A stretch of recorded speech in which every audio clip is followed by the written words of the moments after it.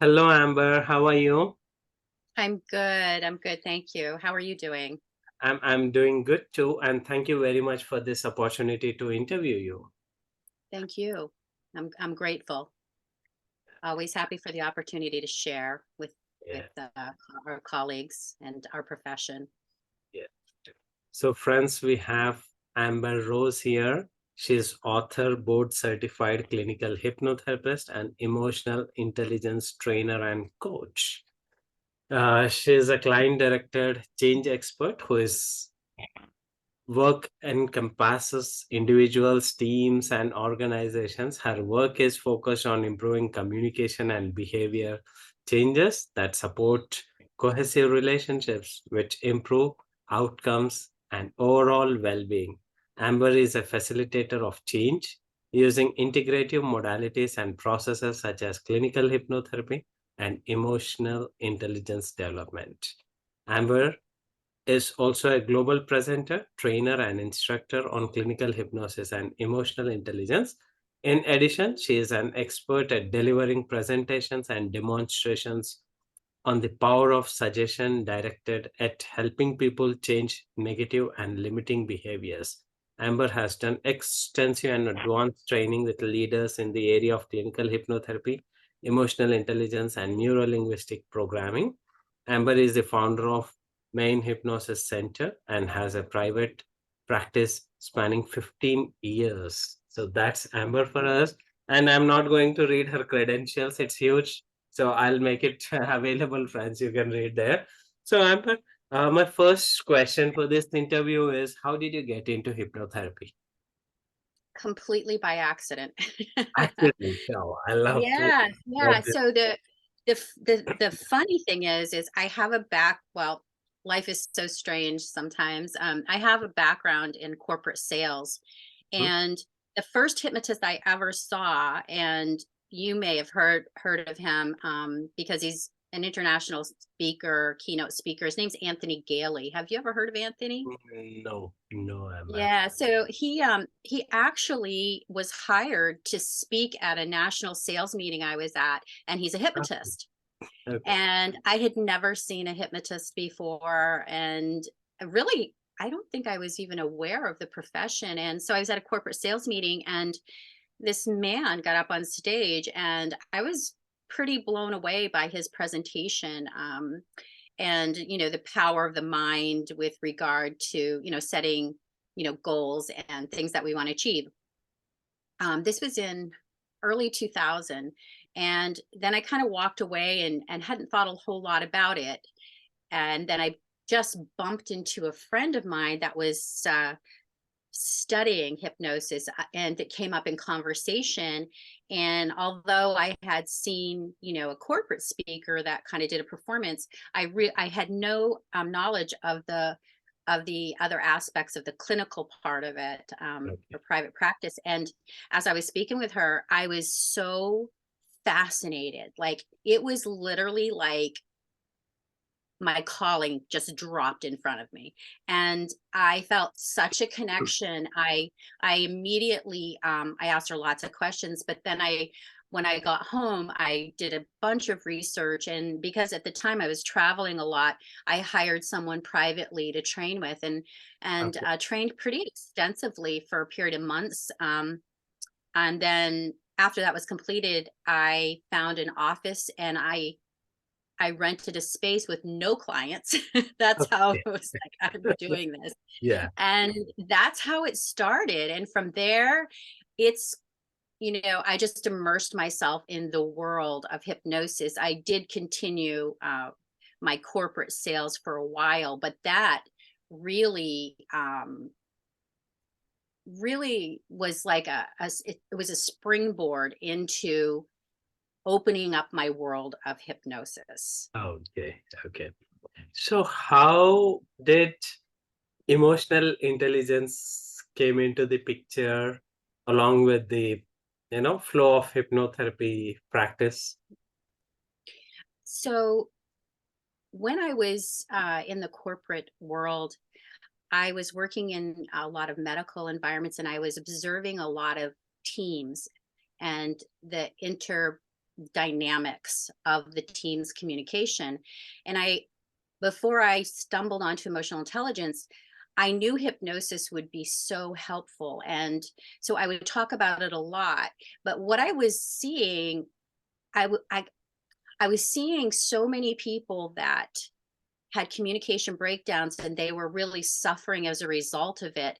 And I didn't have like a framework to that. And then I was at a conference and I kind of stumbled into a workshop on emotional intelligence and I started reading about it. And it's all about communication and how we communicate with self and other people. And I was like, oh, there's something here. So I attended the workshop and it was with Beryl Komar, who's well known in our Yes. profession. She's amazing. And I sat in and I was like, whoa, this is it. This is what I'm seeing. This is all about everything is about communication, any communication, that we have with self or other people. And this is the construct for it. And so it was like this light bulb went off and I was able to put language to what I was seeing and a framework and a system. And hypnosis fit in beautifully Wow. because it's a powerful tool for change. Also, hypnosis was an amazing gateway, a door opener, because many people, it's changing. However, there are still challenges with the H word, as I say. And some people will just, shut down and not want to have a conversation about it, or they have a lot of misconceptions, as we know, about what it is. So, emotional intelligence was another way to market myself and my skill set that many people were more open to, that were working in the business field, corporate world, and especially the medical environment and profession, because they're very much prove it science, very competency based. And so I was able to, use that as a gateway to open a lot more doors and then help a lot more people. Okay. And Awesome. also have a systematic approach to emotional change. Wow. So, a very simple question, Amber. So, can you please help us understand what do you mean by emotional intelligence? Emotional intelligence is the very essence of how we as human beings communicate and connect. And to me, over the years that I've studied this, researched, wrote about it, I break it down into three different dimensions. And the first quadrant of emotional intelligence is all about self awareness. If we're not aware of what's going on with ourself, it's really almost impossible to change anything because Mhm. everything comes back to what is going on with me. And so the first dimension is the communication with the self. What are my thoughts? What am I thinking? How am I behaving? How am I being triggered? So there's so many components of that. So that's the first one. The second dimension is my regulation of that. How am I regulating my thoughts and my behavior? And how is that impacting my communication? The third is how is that spilling over into my relationships with other people? And is it improving my relationship, or um, is it breaking it down? How is it working for me? How's my communication working in how I manage my other relationships, my social relationships? So it's the dimension with the self, and then the dimension with other people, and then within relationships. Wow, wonderful. Thank you. So, Amber, with the help of emotional intelligence training or with the help of a trained coach like you, is a person able to regulate their emotions? Absolutely. And part of emotional intelligence, and what I have done is I've really used emotional intelligence as a systematic approach to emotional change, because what it does is it cross pollinates not just the awareness, but there's a training that goes on in how can I regulate my emotions and apply logic so that I can have the best possible outcome in any relationship. And so I use it with everything that I do. And I work in that construct of quadrants: first the self, the regulation, and then looking at the ecology, meaning the environment of the person and the interrelationships professionally and personally, so that not just within themselves, but are they able, when they're with other people, to manage those emotions as well. Wow. But Amber, let's say I am working on my emotional intelligence and I'm regulating my emotions, everything. However, it could be a difficult colleague or a boss, or maybe in the relationship, either wife is extremely anger, angry person, or a husband. So how does a person get benefited with the emotional intelligence skills to deal with such environment or people or situations? So what happens is when a person is being triggered, then and they're unable to regulate it, what's going to happen is the personalities can clash, and can become very disruptive, and the communication breaks down. So when someone can develop their emotional intelligence and regulation, what they really have, which is so important, is the control of their state. And so when they're with other people and that person is expressing, anger or, emotions that are difficult, that person is able to kind of like drop within themselves and really have that emotional resiliency and flexibility and control of their state, so that they're able to really stay present and be able to understand or hear what that person is trying to communicate, and be able to have a conversation with that person that can be productive, instead of break down and the whole relationship falls apart. So it's really about having that internal control no matter what situation you're in, and it's very intentional. But it also is when you develop it, it can become a very natural flow and state to go into, where you're not personalizing. Because when people hear someone upset, they automatically are like, oh my gosh, this is a bad thing.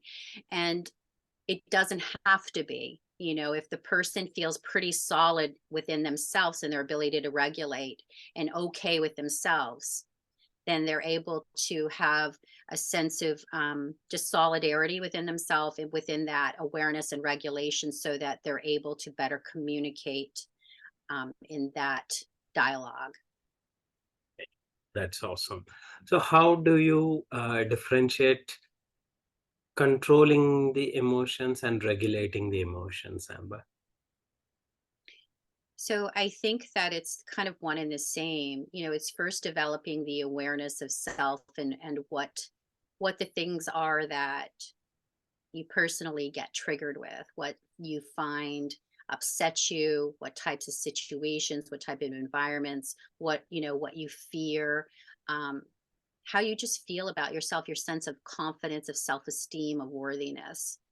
And then when you start to work on those things and feel really good about who you are, everything that you are, your unique abilities, and you embrace that, then you just have much more of a grace and a sense of confidence and security in who you are, so that whatever situation you're in, you're much better equipped to be on your emotional game and control. And I think regulation and control are kind of the same. State control, emotional regulation, they're one and the same, really. Okay, thank you. And Amber, like, yeah, it's more about awareness. You said you spoke about different quadrants, and as a person Yeah. becomes self-aware, and that awareness includes feeling of those emotions, which could be at times high. Someone is feeling fearful or anger or anxious, and it becomes even more difficult because the person is becoming more and more aware.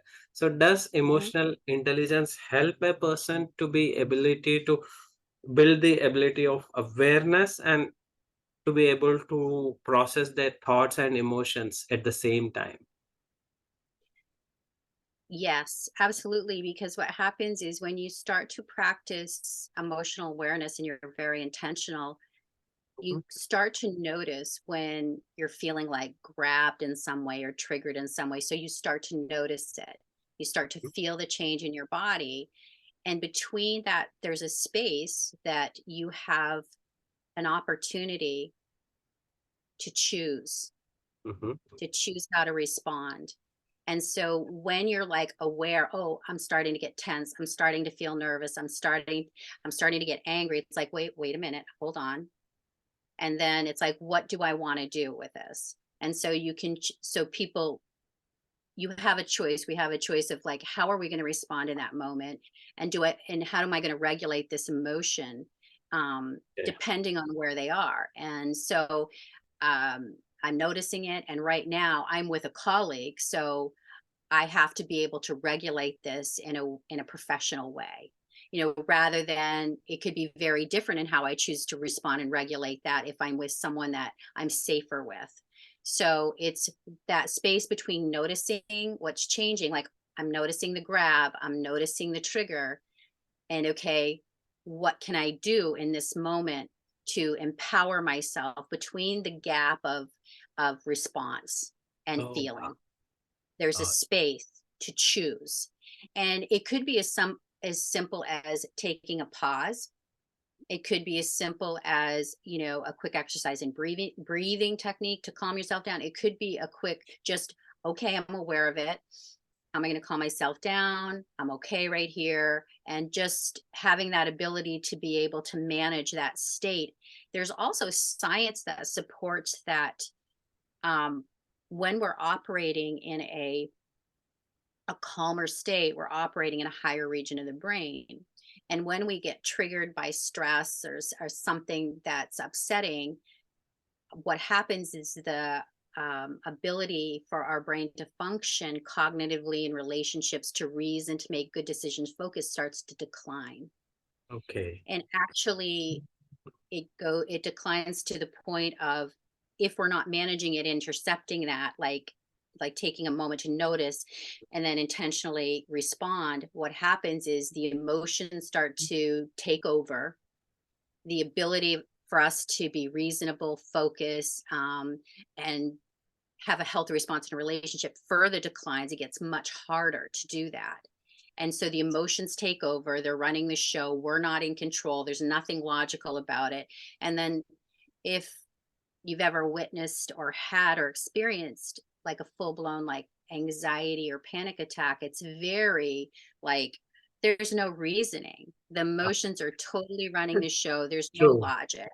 Yeah. And there's a woman that has done beautiful work around this. Her name's Laurel Melner, and she's a researcher and a psychologist at the University of San Francisco. But she's written, I think, 6 or 7 books on neuroplasticity and emotional brain training. And she talks a lot about the regions of the brain and the decline. And she has a model for that. And I loved it when I stumbled over her work, because it really was like, another huge, validation on, that if we're not controlling our state, it's controlling us, Yes. period. Yes. Yeah. Awesome. And thank you very much for that explanation, Amber. And you have authored a book. So could you please tell us more about that book?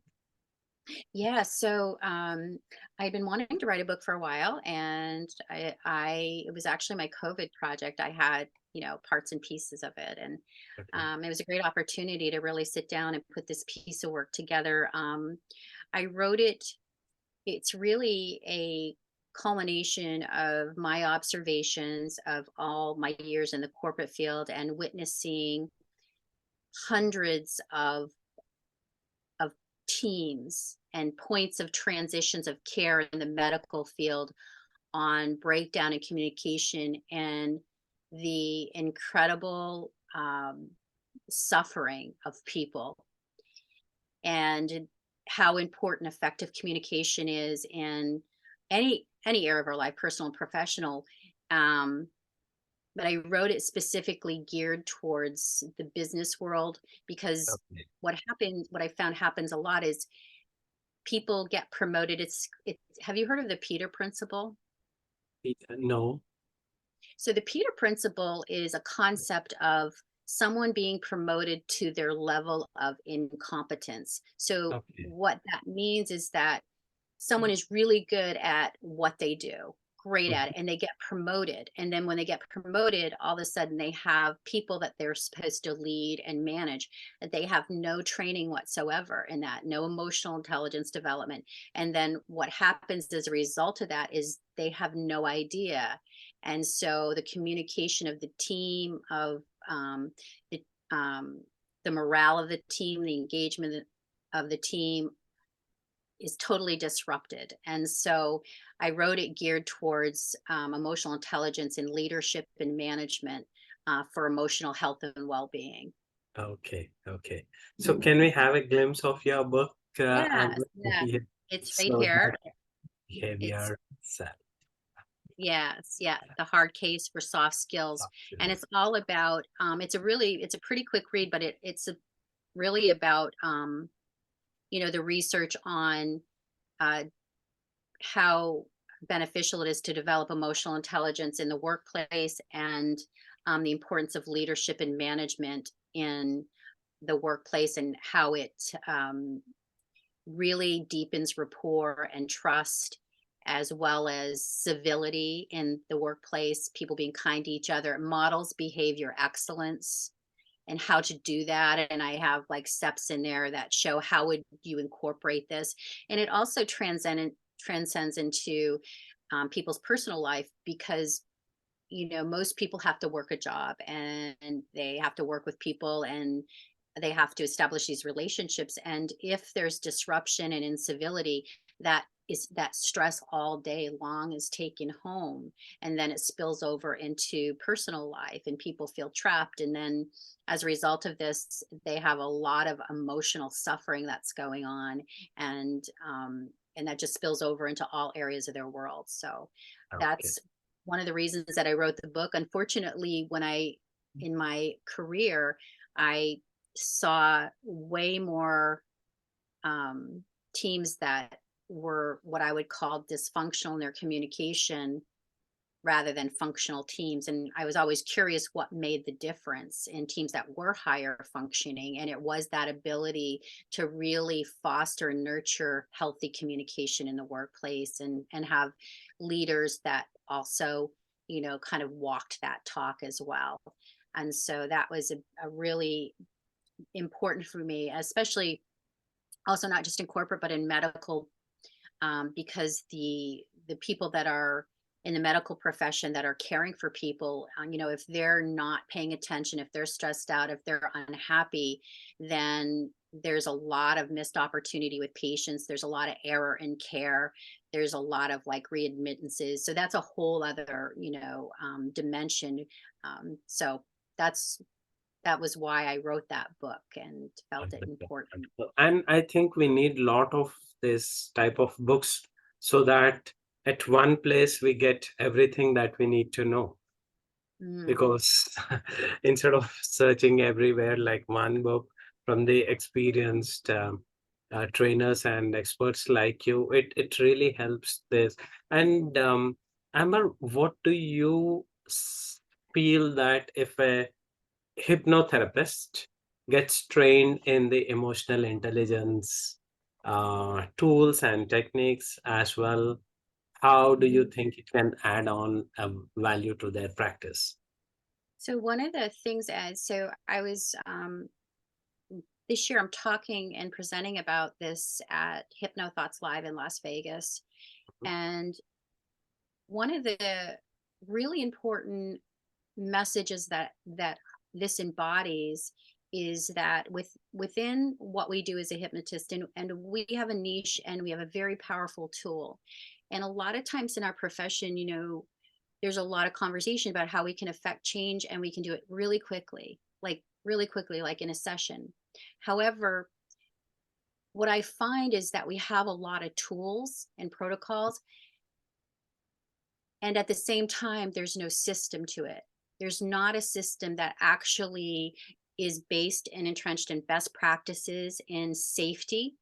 So it's checking the ecology of the person, not just within the change that they've made, but that it's safe in all the other areas of their world. And so what one of the things that I feel very strongly is raising the standards of what we do to really make sure that we're following and with the client on their journey through the change. So an example is it okay if I give an example? Yeah, please. It will be So more useful. in my practice, every single client I use emotional intelligence with, Wow. because awareness is the key to change. If they're not aware, it's not going to change, or the change is not going to stick long term. Mm. So there's also a period of training. So it's not just the awareness, but it's the emotional regulation.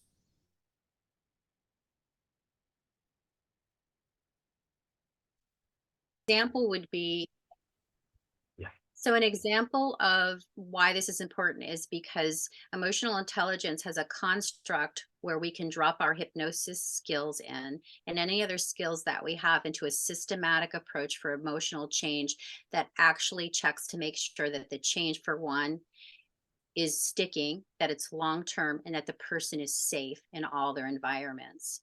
So here's an example. I had recently a gentleman come to me to stop smoking.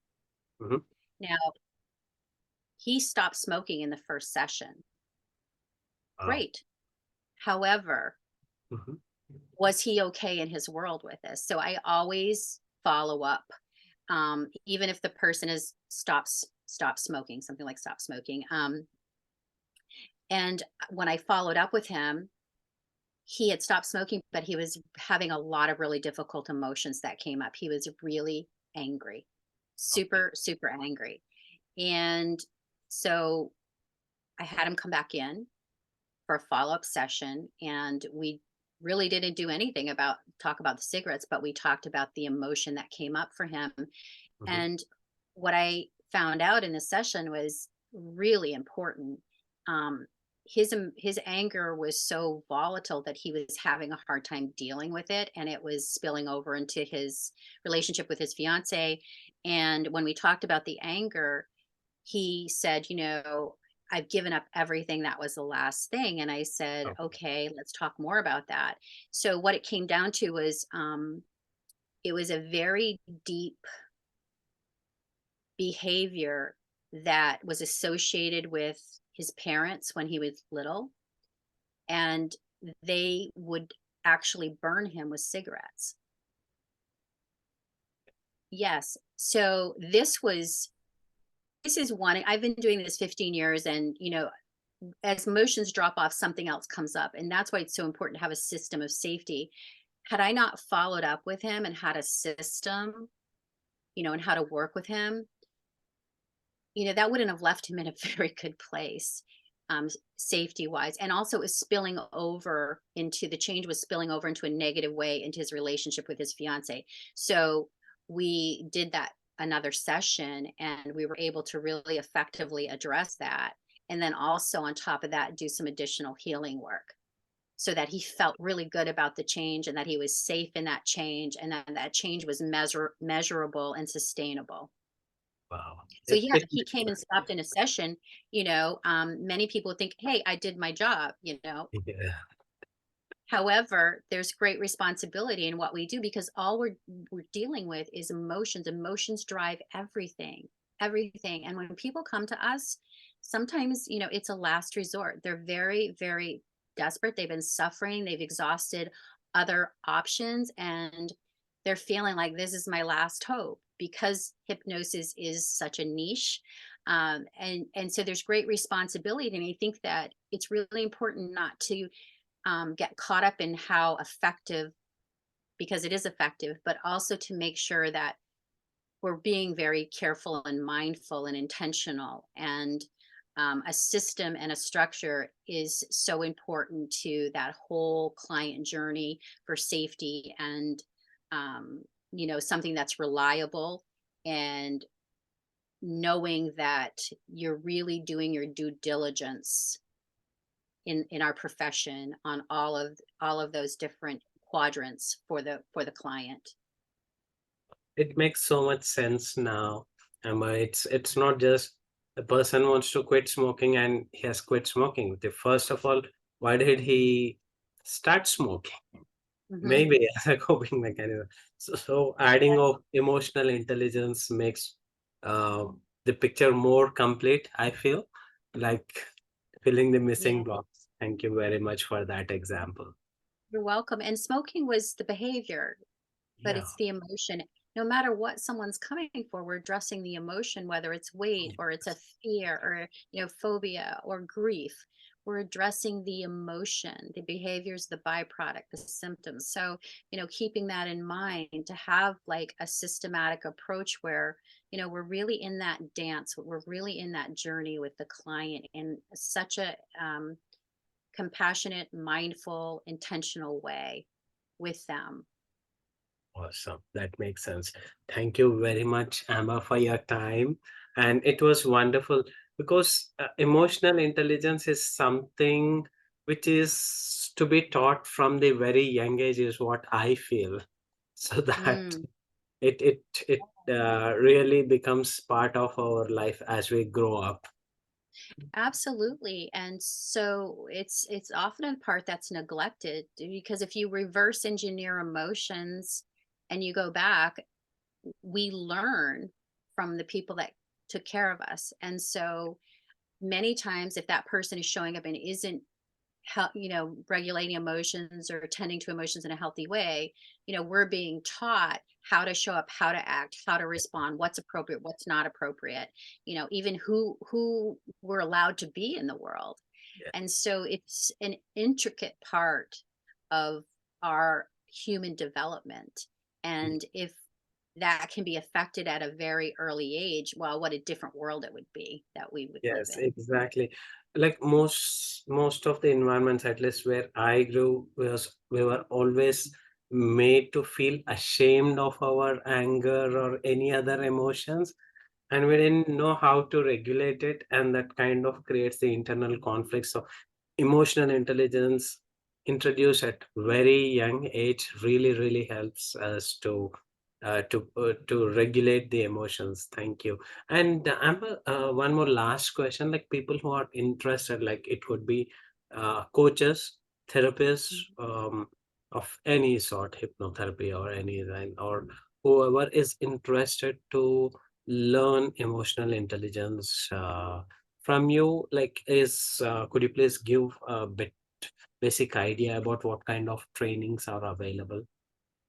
Yeah, so coming up in Las Vegas, I'm doing a 1-day workshop on it's the combining emotional intelligence with hypnosis and any Uh, other skills or modalities. So I'm teaching a 1-day on July 24th. I also do online training, so I have programs in emotional intelligence development that I do with hypnotists, coaches, whoever wants to really either teach it, learn it and teach it, or just apply it to their lives or bring it into their practice. So oh, I have classes that are available online, and I also work one-on-one with people if that is something that interests them. So yeah, sure. And friends, whoever is watching this interview, I will provide all the required details so that you can contact Amber directly. Thank you once again, Amber. thank you. Thank you.